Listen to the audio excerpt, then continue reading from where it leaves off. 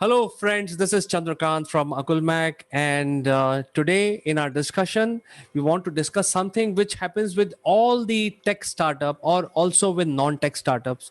They spend a lot of their time in developing their products and don't even think about their marketing and sales plan. And this is a very, very chronic subject. Uh, During this discussion we will have a lot of pros and cons and a lot of business discussion. To discuss this further, let me invite my friend from UK, Mr. Mike Bradley. Hello, Chandra. How are you today? I'm good, Mike. And for the benefit of viewers, Mike is the group chief strategy officer of Scale Up Arena, which is a global organization helping a lot of enterprises and SMEs, also startups, to scale up and merge up. So, without further ado, let us start our discussion. Mike, people spend a lot of money, millions of dollars, developing their products without even thinking that there is a need for that product in the market. And once the product is ready, will there be buyers available for that product? What is your opinion? I think you summed it up nicely. Basically, the whole point around, particularly around startups, is that there's a lot of attention given to how many startups we have, how many startups there are in Berlin or London or in San Jose or in Mumbai or Delhi. You know, the more startups we have, everybody gets very, very excited about startups. But the snag is a startup with a product isn't necessarily a successful business to go on to be an emerge up or a scale up. And the reason is, I think, goes right back to basics, because we all hear all the time when we go through business schools and education, the importance of market research. But I think people have a misconception as to what market research is. Because market research isn't just about sitting in a room answering questions in a focus group about what color should the packaging be, or does this taste right? It's actually about saying, are we sure? And particularly in the startup and then the tech space, where it's not a tangible product, it's a service related offering that you're trying to get businesses, consumers to buy into.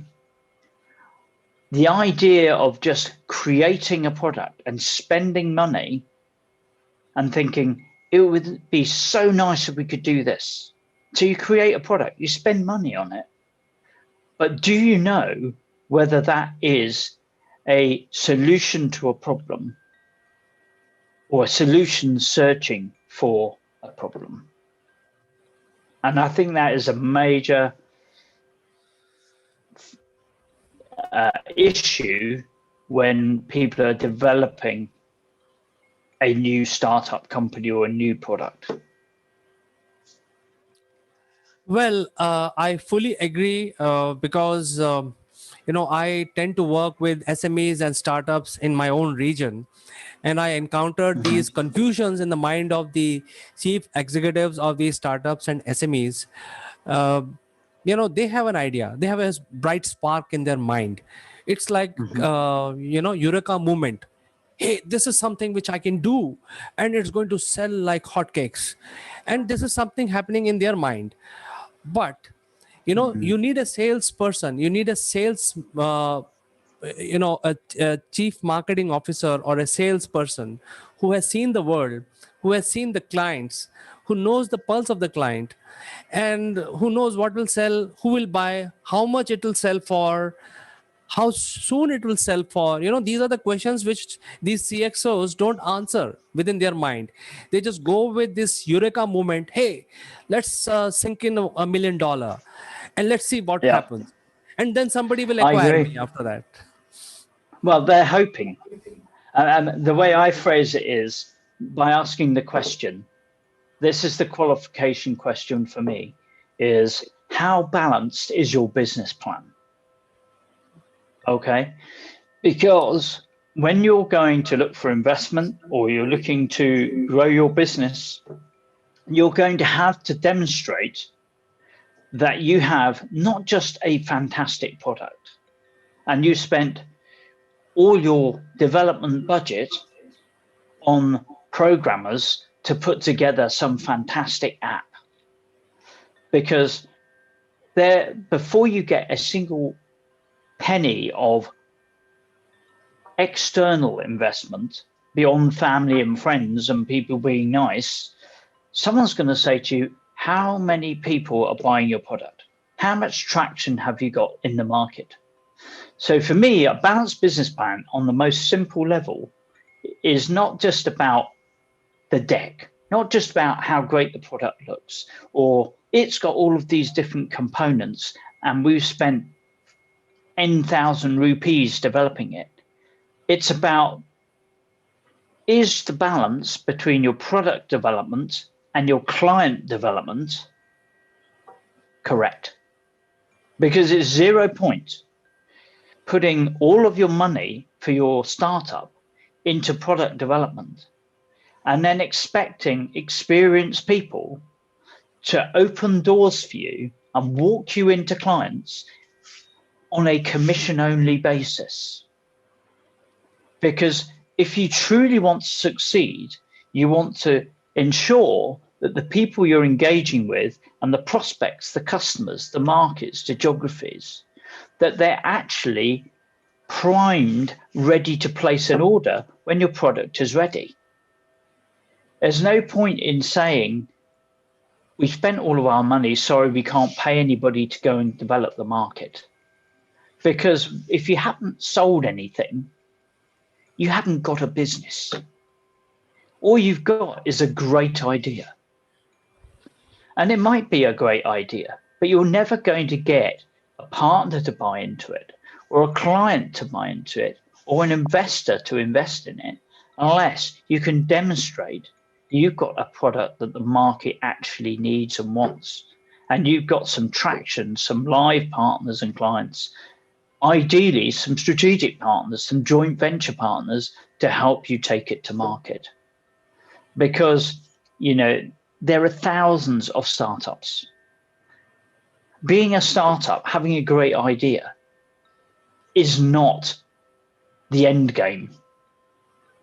That is the runner standing with their feet on the starting blocks at the start of the race. The one that people remember are the ones who reach the finishing line and cross it and win. And the only way they're going to do that in many companies is if they've got the balance right. My contention is, if you're spending 5 million rupees developing a product, you should also have 5 million rupees developing your market and your client base. Don't put your plan together thinking, I'm going to spend all my money on 30 developers to create a product. But, oh, when I go to market, I know I'll ask 5 mugs to come along and work for nothing, to walk me in their spare time, because they won't be motivated to sell your product. Because if you're an experienced person with a black book of contacts, there's no way that you're going to spend your time, dedicate your time more than maybe I can make a couple of quick phone calls to contacts I know. You're not going to spend a lot of focused time ensuring that that product gets to market. So I think any CEO or MD or founder who is not properly balancing their client and product development is asking for a trouble. They're asking for a problem. Because the other thing, Chandra, that's going to happen is, unless you start talking to clients and prospects and markets, how do you know how to price your product? How do you know how to package your product? Because it isn't going to be the software developer or the chief technology officer that's going to have to go out there one day and say, can you sign this piece of paper to buy our product? That's not the person that's going to get the deals. The person who's going to get the deals is the one who goes to talk to people and actually develops an agreement and a commercial plan that is is a cliche, but a win-win. It's got to be a win for all parties, and it's got to be acceptable in the eye of the acquirer. Do you agree? I fully agree with you, Mike. In fact, your narration has raised two very pertinent questions. One is, without understanding the pain point that your product solve, people jump into investing more and more in developing that product. So, coming out with an idea is a very brainy stuff. So people are quite brainy, they are quite smart, and that is why they are coming out with ideas. Yet they completely overlook the marketing and sales functions. Is it because of respect for those functions? I mean, they have lack of respect. What do you think? Well, unfortunately, I think that selling um, has a very bad perception in a lot of people's mind, because unfortunately everybody is tarred with the same brush. Okay, so a person who is trying to con someone out of money through a fraudulent scheme is trying to sell you their fraudulent program. Somebody who's trying to sell you a very valuable piece of equipment is also selling to you, but their idea and their value is different. So, but the snag is everybody remembers the bad salesperson, and therefore selling has a bad name. Therefore, people think, well, selling, oh, that's easy. It's either easy or it's full of crooks. Okay, but the point is, unless anybody in business is selling, they're not going to survive. You can have the best business plan on the planet. It could be written by one of the big four consultants. It might even give you a nice valuation figure based on some algorithm. But unless you're actually tangibly converting people, persuading people, and converting them to becoming clients, you have a worthless product or service. And the point is that selling skills are something I personally believe everybody in an organization is a salesperson. Very contentious statement. I mean, the best founders and the most successful people on the planet, and we can all name a few of those. Bill Gates springs to mind. I happen to think Richard Branson springs to mind. These are people who have been able to communicate and persuade and promote their idea, their concept, their product, make it address a market where people think, I must have some of that. I need that. I want it. And I'm prepared to pay the price that they're asking me for it. Bill Gates made a success of Microsoft because he sold PC DOS into IBM. None of us would have heard of Bill Gates if that strategic partnership hadn't happened. Virtually before we even knew about DOS, the first thing we heard was IBM had adopted this product called, I think it was called PC DOS within IBM. I could be wrong. Somebody's going to correct me. But basically, it was adopted as the PC operating system by IBM. And that was when Windows became adopted across the board. And so the most successful entrepreneurs are also salespeople. The question I would say is, if you're looking for a job, would you rather go and work for the CEO who's able to sell, or the CEO who's able to read a spreadsheet? Because the one who's going to survive long term is the one who's selling. Because the one who's not selling is going to be either taken over or laying off you as an employee, when suddenly he wakes up one day and says, actually, we haven't got enough revenue coming in. We're not making any money. We can't pay our G&A expenses. I'm going to have some later people off. So all of us in business, no matter whether we're business coaches, whether we're selling widgets or hydraulics or apps or web services, whatever it is, we have to sell. And one thing that the Americans do very, very well, and I think we all around the world need to learn from, is they're not afraid of sales. I think sometimes their pendulum swings too much the other way, but I do believe that they do know how to sell, and they're not afraid to sell. And in America, selling is not deemed to be a bad profession. It's recognized that it's an important part of survival for a business and success.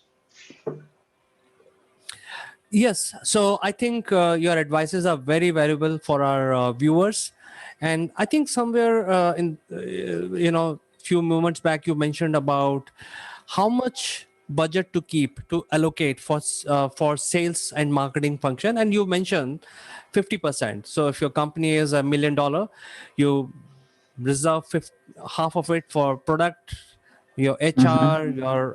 your salaries, etc., and half for your sales expenses and marketing expenses. Do you see? And I'm sure this is the best combination. I mean, the best of breed companies would have this. Like IBM would have this, Mm-hmm. Microsoft would have 50% budget for sales and marketing. Yeah. Is there something that you would like to recommend for startup, that they should must have minimum budget for sales and marketing before even they start putting money in the company? Well, I think when you're putting your plan together, I don't think there's a number, because I think the amount of money depends on the geography you're in, depends on the cost of development, depends on the markets you're going for, depends on the amount of raw material that you're putting in. I don't think there's a fixed number, but what I do think is at the same time you're sitting down with your idea, you need to be thinking, actually, I need to be producing this idea and taking this idea to market in a balanced way, a way that is developing the product, but also developing the base, the market, the geography, such that you don't get to 6 months into product development. You spent 80% of all the money you've got available. And then you think, oh, actually, maybe we should start selling now. I know I'll find half a dozen people to sell for nothing and hope that by the 12th month, we've actually sold something.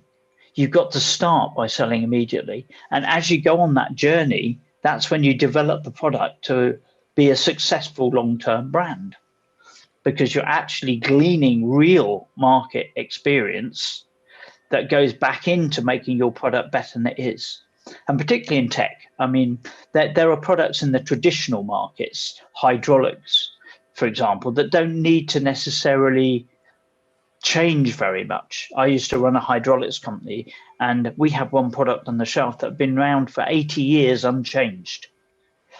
And of course, from the tech market, I've been in companies where they write products off totally in 6 months. And we are now living in a global, dynamic, digital world where there's competition everywhere. You might think you've got a unique product idea. I'd be very surprised if there's not somebody else in the world somewhere at this very moment developing the product in the same way that you are, thinking that would be great. So it's a competitive world, and that means that, and we see this in tech all the time, that products are continuing on a journey. It's almost like the product never arrives. It's never a final product. It's a product journey, and we're all continuing enhancing it, making sure it's still relevant, making sure we can still monetize it in the changing dynamic market. And so the product has to continually be refined. But that process is impossible if you don't get market feedback. It just becomes a great idea and a great piece of paper, but it doesn't become a tangible, ongoing, long-standing business like Amazon, for example, which did a massive amount of marketing and sales and investment in product until they became a success. I think it took years for Amazon to become a profitable business, but the vision was right and the product was developing along with the marketing. Yes, in fact, you mentioned few very important and uh, key things here. One is the time to market. I think what you're trying to say is the time to market has to be determined, and if you are a chief executive of a startup, investing your money in developing something, you must have a time to market and viability. For example, you mentioned Mm. something about a product, engineering product, which has not changed for last 80 years. Probably it will not change for another 100 years. But Mm. I mean, if you look at India, there were companies who could make a 100-year plan. I used to work for a company called VeriSign, Hmm. and and to be very surprised when I joined that company, they had a 100-year plan because they knew exactly what they are doing. But not everyone can have a 100-year plan, and No. in my opinion, if you don't have time to market clearly defined, you will not have after a year of sinking money in your startup, the world has moved on and your idea is Mm. no longer required. People have moved on, Yeah. there is something new No, required. absolutely. Yep. Or somebody will have acquired it.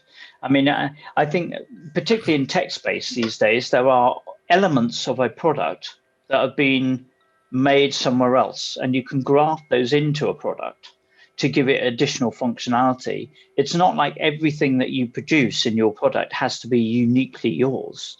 It just has to have plugins to other parts that enhance your product and keep it relevant in the market.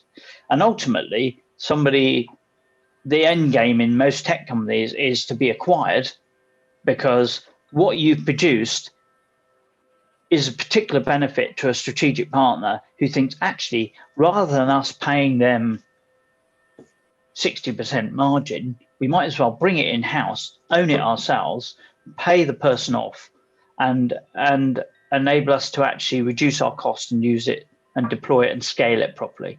But all along, that partnership and that massive client would not become a buyer and acquirer of the business if there was no proper strategic sales development going on in the organization to get to that point, because there'd be another 100 people with a different product, slightly different tweak. I think very often it's like the Betamax and the VHS video story. Okay. On the one hand, you had Betamax, which was a very, very good product, technically brilliant. But which one became the global de facto standard for video? VHS. Why? Because they got their marketing and sales right. Why did Microsoft become the number one player for PC operating systems? Because they got their sales, marketing, and partnerships right. It wasn't the only product in the market. CPM was already there. I've forgotten how technical it was, so I couldn't possibly say if it was better technically. But what I do know is that Microsoft got their sales, marketing, and partnering right, and so did VHS. And so if you want to succeed in business, you have to get your sales, marketing, and partnering right, which is why, as you'll be well aware, in Scale Up Arena, we focus on that particular aspect, which is developing the market. Our focus on the Scale Up Arena, yes, we get funding in place. We have experts to help with developing the model, developing the business. We can put developers in from partners we have. Those elements are there, but the key drivers to what we're doing in our Scale Up Arena ecosystem and the Ensure Scale Up one is we're focusing on the go-to market. It's all about selling, strategic partnering, and showcasing your product. So if you're not marketing, you're not going to be there next year. I think these are very powerful words, Mike. I hope the people who are watching this program implement some of these guidelines that you have mentioned today. These are very, very important for any chief executive who is actually not focused on sales and marketing engine. I think Mhm. the last question I have from you is what is the best time to set up your sales and marketing engine, in terms of when you have an idea, you want to now ideate out and set up your company. what is the best time to hire a experienced sales and marketing person or a team, CRMs, etc., for any company? I would say, first thing I would say is ask yourself the question, when is the time that I can afford to not have sales? Because if you can afford to run a business and not have sales, then you need never have a salesperson. You need never find a person that can help you go to market. If, however, your business is going to rely on sales, I would suggest to you, unless you're a salesperson, you might be a very good ideas person, but unless you can sell, the day you need not just a free salesperson, but the best salesperson you can afford is as early as possible in the chain. And when I say that, if you've got a 12-month development cycle for a product, have somebody involved who is going to become your salesperson, because otherwise you're going to go to market with a product that potentially is not going to be sellable. You may not be able to afford them full time. You may be able to only afford them part time. But whatever you do, don't expect to get a decent quality sales person, strategic salesperson to get you into clients, to get you into partners, unless you're prepared to pay for it, because you will get what you pay for in life. And if you want to get a business going, you need to pay a decent salesperson who's actually going to carry your brand, carry your product, and take it into the market and help you succeed. So there isn't an exact time, but the question to ask yourself is, when is the time I cannot afford to not have sales? So I think as a professional, I understand. And to answer this question that you ask, I would say even before you start putting money in development, you have to have sales engine, because you have to have information drive that you are Correct.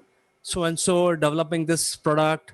You have to inform the clients, prospects, that Mm-hmm. within 3 months, 6 months, you're going to roll out this technology or this product. So I think there has to be some sort of traction being prepared, and for that you need to have a marketing and a sales engine, rapport development, client list, CRM. And you cannot do it in one day. It will take time, because out of 100 people, only two will probably end up buying your product. So the sales guys are. Absolutely. And the other thing that's important on this one, Chandra, is you don't just want a salesperson who will take an order no matter what.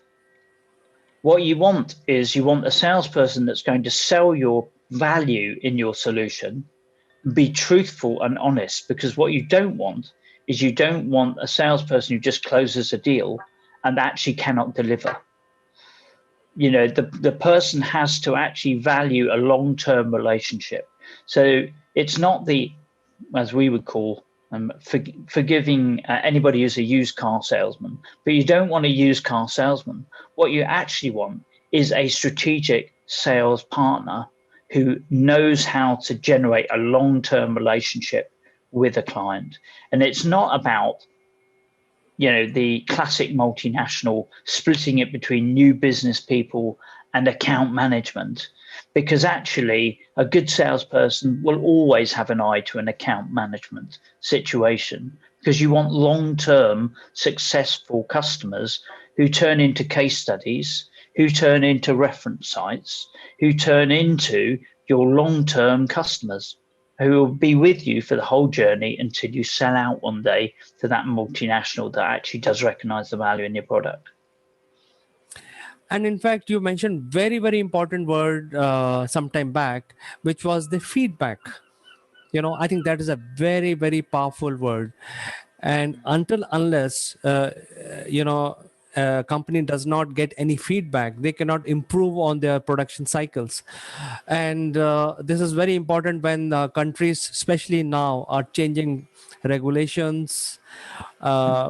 New laws are coming in place. For example, if you look at India, TikTok was very popular here, and India was TikTok largest uh, client, if you can say. Mm-hmm. Mm-hmm. But it took just one order to close, to shut down. Less than 24 hours, they were shut down in India. Right. And look what has happened.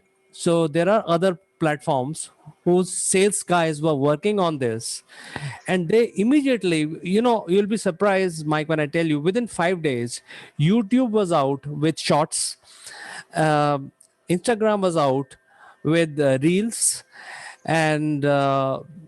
Twitter was out with fleets. Mm-hmm. And I don't know what they call in Facebook the shorts video platform. So you see what has happened here. The largest player gone bust, and overnight it has been taken over by other Czech All these companies. other brands. Yeah, Right. So absolutely. I'm thinking, as a professional, I'm thinking that there must be some feedback happening that this is going to happen. That is why they were ready. And when this happened, they were right there. And the Absolutely. consumer.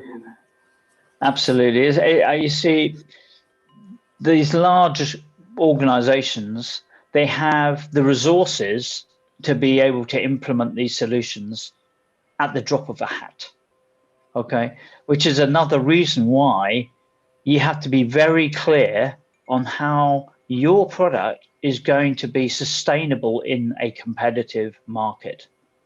Because otherwise, you'll plunge your life savings and a few other family and friends' life savings into something which is actually a fantastic idea, but nobody's buying it. And so you've got to do the strategic selling, see it as a serious role, see it as an investment in your business, more of an investment than investing in the product, because the product generally won't sell itself. Absolutely right. So let me summarize our discussion today, Mike. I think the most important thing that every chief executive has to look at is the deep stick marketing surveys, which you can do even before you start developing or making your company. So you know Mm. exactly whether your product is sellable, not sellable, how many people will buy, how many people are showing interest. So you do a dipstick marketing surveys. After you've done that, you actually invest in your sales and marketing teams, set up your CRM, set up your client base, collect the data of the client, and start informing them regularly so that you don't piss them off. You actually inform them and say that, hey, Mm-hmm. I'm coming with this solution. And also Yep. get feedback constantly so that you can incorporate their pain points. Because if your company is not solving pain points, nobody is going to buy your product for even 1 rupee or $1 or a dime. So you need to Exactly. solve exactly, understand the pain points of the clients, and that is when We your all know product the will go. importance. We all know the importance of networking, Chandra, don't we? Which is, if it's not what you know, it's who you know. So you might have a great product. Who's going to buy it? And if you haven't identified and developed and invested in the development of those people, that network, that client base, unfortunately, your business plan isn't balanced, isn't going to get investment, isn't going to get acquired. So you need to ensure you've got that balanced investment between client and product development. And ecosystems like Scale Up Arena, we're there to help make the connections, the corporations, the collaborations, so that people get closing deals faster. Absolutely, Mike. In fact, Scale Up Arena is at the forefront of solving such problems for the startups and SMEs. However, I think your advice is very valuable today. It's basically weighs in gold. Uh, I hope some of these viewers take this advice and start becoming strategic in their sales initiative. So Mm, without being strategic, even though Scale Up Arena will not be able to help them also. So first get the strategy right, and then Scale Up Arena is there, which will help them take their solution globally. So thank you so much, Mike, for joining me today on this very, very important business discussion. been a pleasure, Chandra, as always. Good to speak to you. See you next time on something even more interesting, Mike. Have a great week ahead. Absolutely. Thank you very much. Take care, Chandra. Bye bye.